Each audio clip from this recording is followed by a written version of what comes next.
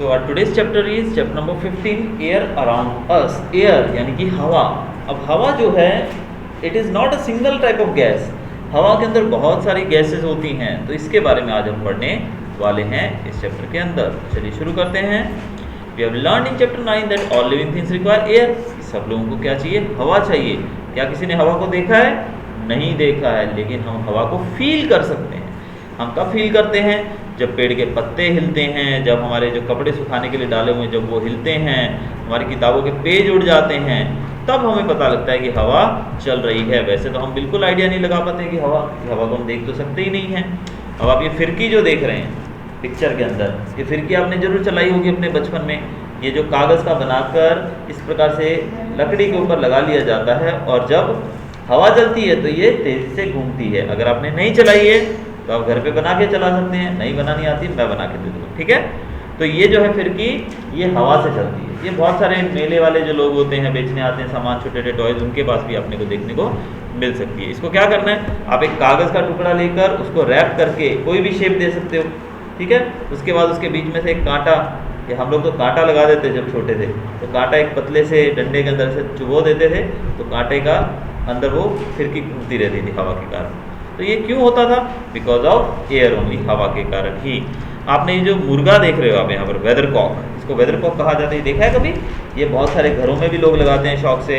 बहुत सारे मौसम विभाग जो होता है, जो कि जहाँ पर हमारे जो मौसम की जानकारी हमें मिलती है, वो डिपार्टमेंट होता है, उसके ऊपर लगा होता है.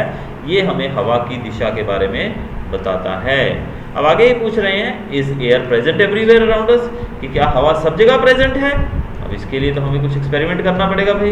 तो इसके लिए एक्सपेरिमेंट के तौर पे हम क्या करेंगे, एक खाली बॉटल लेंगे.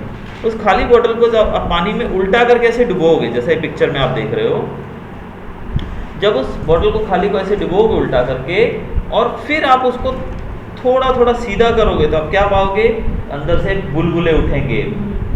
तो बुलबुले जो उठ रहे हैं वो हवा के बुलबुले हैं. इसके लिए आप एक और एक्सपेरिमेंट कर सकते हैं. घर जाकर एक ग्लास लीजिएगा पानी का, जो कि मैं ज़्यादातर बच्चों को करवाता भी हूँ यहाँ पर. एक पानी का ग्लास लीजिएगा और ग्लास के अंदर पेपर डाल दीजिएगा. हम नीचे चल के भी करेंगे एक्सपेरिमेंट. चलो, वो पेपर डाल के ग्लास को उल्टा करके पानी में डुबो देना, जहाँ तक हो सके, जितना डुबोना चाहो. फिर थोड़ी देर बाद वैसे का वैसे ही उसको बाहर निकाल लीजिए, तो आप पाओगे कि पेपर जो था ग्लास के अंदर वो गीला नहीं हुआ, क्योंकि उस ग्लास के अंदर पहले से ही हवा थी. इसलिए वो ग्लास के अंदर पेपर जो था वो गीला नहीं होगा. तो यही यहाँ पर बताया गया है. इन्होंने बबल्स के द्वारा बताया गया है कि हर जगह पर हवा होती है. तो हम कह सकते हैं कि एयर इज प्रेजेंट एवरीवेयर, हवा सब जगह पर है. तो हम इस बात से तो हमारे पास क्लियर होगी बात कि हवा हर जगह पर प्रेजेंट है. अब हवा का कोई कलर नहीं होता है, हम उसको देख नहीं सकते हैं, लेकिन फिर भी उसको फील जरूर कर सकते हैं. हवा जो है वो हमारे चारों तरफ है. कहाँ तक है? हाँ बेटा, तो हमारे चारों तरफ जो एटमॉस्फेयर है वो कई किलोमीटर तक फैला हुआ है. अर्थ जो है उसके, जब आप यहाँ से लगभग काफ़ी ऊंचाई तक जाओगे तो वो पूरा जो है एटमॉस्फेयर कहलाता है. और एटमॉस्फेयर जो है उसके अंदर हवा हर जगह पर प्रेजेंट है.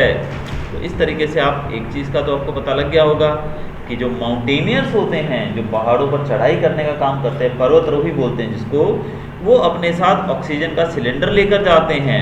ऑक्सीजन का सिलेंडर होता है वो एलपीजी का सिलेंडर नहीं होता है. कहीं तुम समझो कि ऊपर पहाड़ पे बैठ के खाना बनाएंगे अपने लिए, that is called oxygen cylinder. और ये जो ऑक्सीजन का सिलेंडर होता है, इसको ले जाने का रीज़न ये होता है कि जब ऊंचाई पर हम जाते हैं तो हवा जो है उसके अंदर ऑक्सीजन की कमी हो जाती है. हवा के अंदर नाइट्रोजन, ऑक्सीजन, कार्बन डाइऑक्साइड और बहुत सारी दूसरी गैसेस हैं जिनको हम नहीं लेना चाहते हैं. हमारे लिए सिर्फ उपयोगी होती है ऑक्सीजन. तो जब हम ऊंचाई पर जाते हैं तो हमें ऑक्सीजन सिलेंडर लेकर जाना पड़ता है. अब वो कह रहे हैं कि what is air made up of air.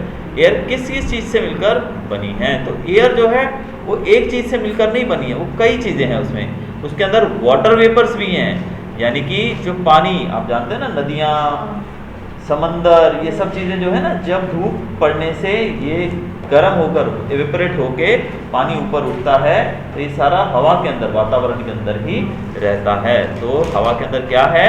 Water vapour. दूसरा क्या है हवा के अंदर? ऑक्सीजन. ऑक्सीजन जो है वो भी हवा के अंदर पूरे तरीके से प्रेजेंट है। और इसके बाद हम बात करें दूसरी चीज़ों की, तो हवा जो है उसके अंदर ऑक्सीजन है, और ऑक्सीजन का पता हम कैसे लगा सकते हैं कि हवा के अंदर ऑक्सीजन है। पहला इसका एग्जांपल ये है कि हम लोग जीवित हैं, हमारे जिंदा होने का रीज़न ये है कि ऑक्सीजन है, नहीं होती तो हम मर जाते, पशु पक्षी सब मर जाते। दूसरा एक्सपेरिमेंट इसका ये हो सकता है कि आप एक ग्लास लीजिए और उस ग्लास को एक मोमबत्ती जलाकर उस ग्लास को उसके ऊपर उल्टा रख दीजिए, तो थोड़ी देर के बाद आप देखोगे कि वो मोमबत्ती बुझ जाएगी, लेकिन थोड़ी देर वो जलेगी, 1-2 मिनट जलेगी। वो तब तक जलेगी जब तक उस ग्लास के अंदर ऑक्सीजन है। जैसे ही ऑक्सीजन खत्म हो जाएगी वो मोमबत्ती बुझ जाएगी। इससे पता लगता है कि हमें आग जलाने के लिए भी ऑक्सीजन की ज़रूरत पड़ती है। तीसरा यहाँ पर हमारे पास जो है वो है नाइट्रोजन। नाइट्रोजन सबसे ज़्यादा मात्रा में हवा के अंदर प्रेजेंट है, और नाइट्रोजन एक ऐसी गैस है जो बर्निंग को सपोर्ट नहीं करती है। अगला है कार्बन डाइऑक्साइड। कार्बन डाइऑक्साइड जो है वो भी एक ऐसी ही गैस है जो कि हमारे लिए बहुत ही खतरनाक है। आपने देखा होगा कभी कभी जब कोई चीज़ जलती है, आप चारों तरफ धुआं है, तो धुएं के अंदर क्या होता है, आपको सांस लेने में मज़ा आता है धुएं में? नहीं, हमारा दम घुटता है। तो कार्बन डाइऑक्साइड गैस जो है वो हमें सफोकेशन प्रेजेंट करती है, यानी कि हमारा दम घुटने लगता है। लेकिन ये कार्बन डाइऑक्साइड जो है ये प्लांट्स के लिए खाने की तरह काम करती है। तो प्लांट्स जो हैं वो कार्बन डाइऑक्साइड को ले लेते हैं और उसको लेकर वो खाना बना लेते हैं अपना, और बदले में हमको ऑक्सीजन दे देते हैं। तो ज़्यादातर जो चीज़ें जलाई जाती हैं, किसी भी चीज़ के जलने से कार्बन डाइऑक्साइड गैस जो है वो निकलती है। इसके अलावा हमारी हवा के अंदर और क्या है, हमारी हवा के अंदर डस्ट और स्मोक भी है। डस्ट मतलब डस्ट पार्टिकल्स। इसको जानने के लिए आप आसानी से देख सकते हो कि आपके घर के अंदर रूम जो है, रूम के अंदर जो एक रोशनी आती है सूरज की, उस रोशनी की पूरी एक लाइन है, कहीं छोटी सी जगह से जो रोशनी आती है उसके अंदर आप देखोगे धूप के अंदर तो आपको डस्ट पार्टिकल्स उड़ते हुए दिखाई देंगे। तो इससे पता लगता है कि इसके अंदर डस्ट पार्टिकल्स भी होते हैं। आप यहाँ पिक्चर में देख सकते हो 15.7 के अंदर, 15.7 में देखा आपने कि ये जो दरवाज़ा है इसके अंदर एक होल है, उससे अंदर धूप आ रही है, तो ये पता लग रहा है कि इसके अंदर बहुत सारे डस्ट पार्टिकल्स भी हैं। ठीक है, इसके अलावा हम देखते हैं और क्या है यहाँ पर।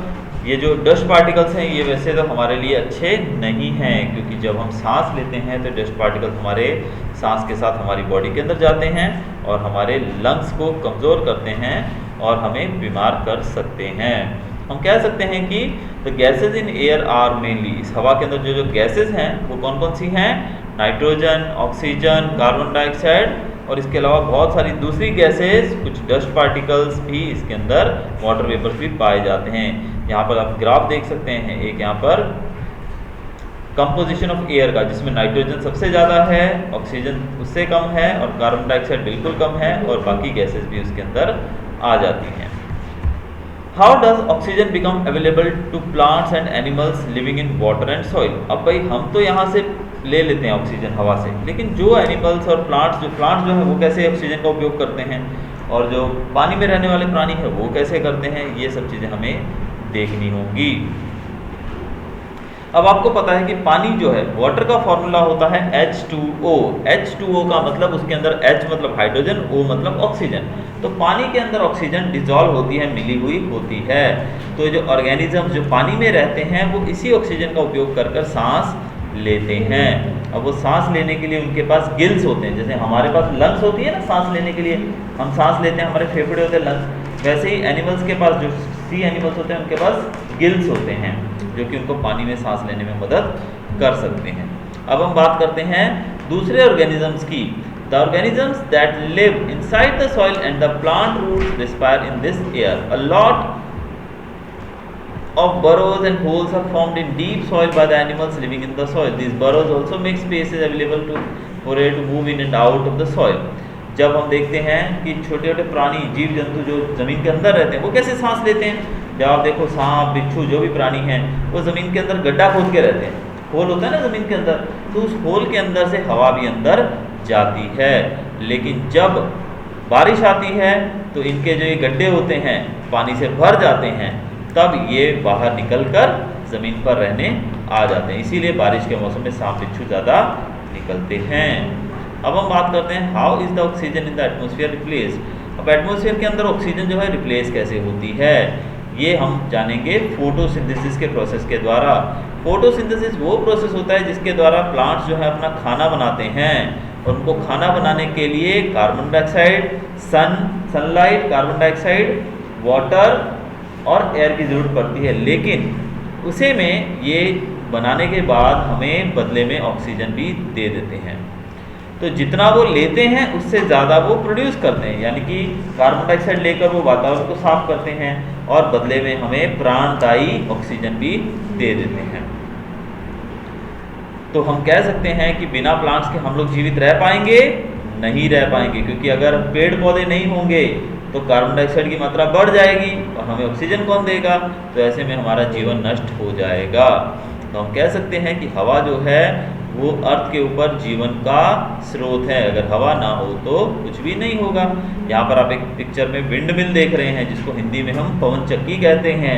ये एक प्राचीन किस्म की विंड मिल है, जबकि आजकल तो आप देखते हो मॉडर्न विंड मिल्स बहुत सारी लगी हुई हैं हमारे किनारे के ऊपर समंदर के। विंड जो होती है, हवा जो होती है, हवा के कारण ये चक्की जो है ऊपर का हिस्सा जो है वो घूमता है, और इसके घूमने से ट्यूबवेल चलते हैं, मिल्स चलती हैं और इससे बिजली भी पैदा की जा सकती है। इसके साथ साथ यहाँ पर जो ग्लाइडर्स, पैराशूट जो होते हैं ना हवा में, वो भी सब इसकी मदद से ही उड़ पाते हैं। जो आप प्लेन्स जैसे आप देखते हैं ऊपर से कुछ लोग होते हैं जो ग्लाइडिंग करते हैं। ग्लाइडिंग मतलब वो जहाज़ की तरह होता है, पैराशूट टाइप, उसमें जो कूद कर पहाड़ से कूदते हैं और दूर तक चले जाते हैं, तो वो उसमें भी हवा मदद करती है। बर्ड्स, बैट्स वगैरह ये भी हवा के कारण ही उड़ पाते हैं। इवन जो सीड्स होते हैं ना, प्लांट्स के सीड्स, वो एक सीड से दूसरे सीड्स तक जो पॉलिनेशन होता है जिसको हम बोलते हैं, वो भी because of air he possible हो पाता है। So that's all for the chapter today.